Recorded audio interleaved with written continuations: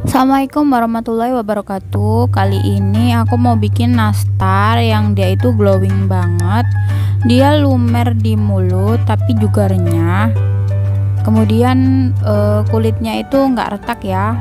Kuning telurnya nggak retak, sama nggak mengelupas. Ini aku mau bikin yang versi ekonomis tapi tetap kelihatan istimewa. Jadi tonton videonya hingga akhir ya. Sebelumnya jangan lupa buat like, subscribe, dan nyalain tombol loncengnya. Terima kasih.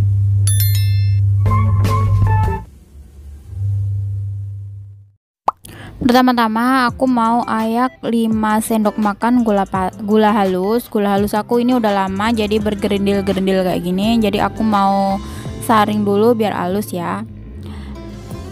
Untuk resep lengkapnya kalian bisa lihat di description box ya.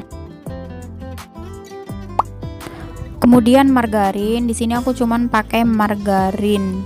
Aku pakai 200 gram. Jadi belinya yang saset kayak gini aja biar nggak usah nimbang-nimbang lagi. Versi ekonomis ini aku cuman pakai margarin beraroma butter, jadi udah lumayan wangi. Tapi kalau misalnya mau bikin yang spesial itu bisa pakai butter 100 gram sama margarin 100 gram. Tapi budgetnya nanti nambah ya, soalnya butter itu kan mahal. Aduk hingga lembut pakai whisk kayak gini aja, nggak perlu pakai mixer. Terigu aku pakai 250 gram, atau biar nggak usah, kalau ukuran sendoknya ini sekitar 25 sendok makan ya. Kalau misalnya kalian nggak mau nimbang-nimbang, bisa langsung aja beli di warung 1/4 kilo.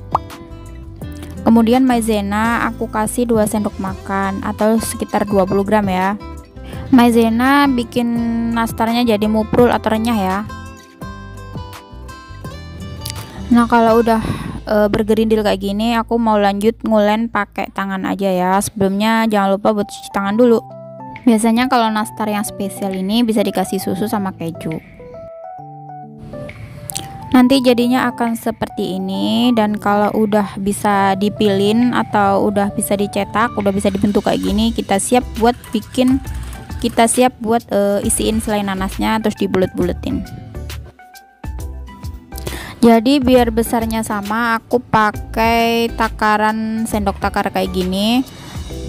Kalau misalnya mau pakai timbangan itu lebih bagus lagi, biar rata beratnya. Atau bisa juga langsung dibulet-buletin aja, acak gitu. Ini selai nanasnya udah aku siapin, udah aku bulet-buletin gitu, jadi biar nanti semua ngumpul rata di tengah ya. Kemudian kita bulet-buletin hingga si selainya itu ketutup sama adonan nastar. Ini nanti aku mau manggangnya cuma pakai wajan aja. Jadi kalau misalnya teman-teman belum punya oven tangkring atau belum punya oven listrik, bisa pakai cara ini, dijamin anti gagal ya. Kita cukup sediain ini serangan dandangnya aja sama wajan sama tutupnya dandang. Kita udah bisa bikin nastar.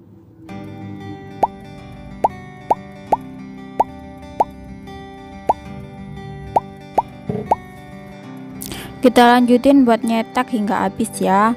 Ini kayaknya terlalu deket gitu jaraknya, nanti aku mau bagi dua biar agak longgaran dikit. Jadi aku nanti manggangnya jadi 2 bagian. Nah seperti ini udah siap dipanggang di wajan ya.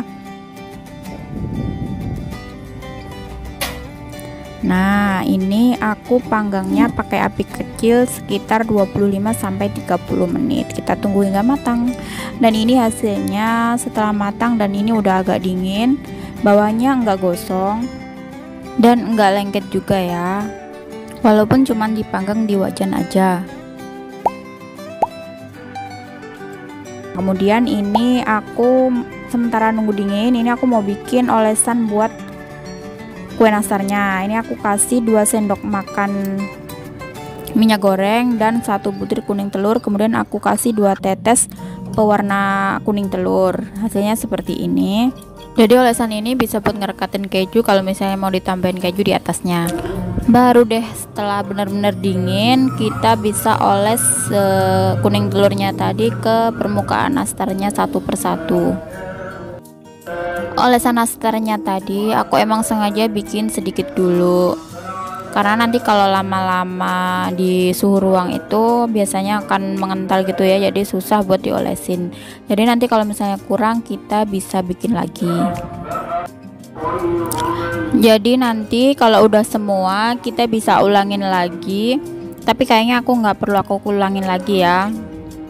Jadi nanti hasilnya itu kalau diulangin lagi dia itu warnanya lebih apa ya, lebih tebel gitu ya,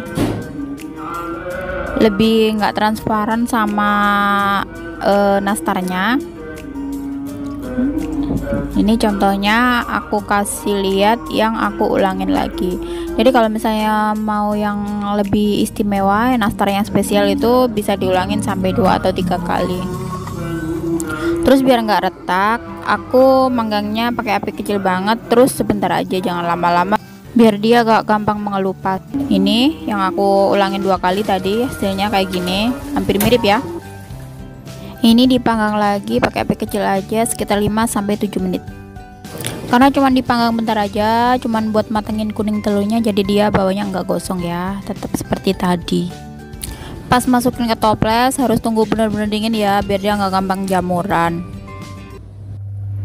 Sekarang mari kita cicipin. Wow, glowing banget ya, walaupun cuma 1 kali oles, dan bawahnya juga nggak gosong, walaupun cuma dipanggang di wajan aja.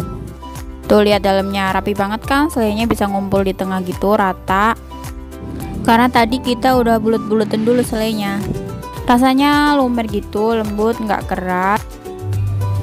Buat teman-teman, makasih udah nonton video aku hingga akhir. Selamat mencoba ya, semoga berhasil, dan wassalamualaikum warahmatullahi wabarakatuh. Sampai jumpa di video-video aku selanjutnya.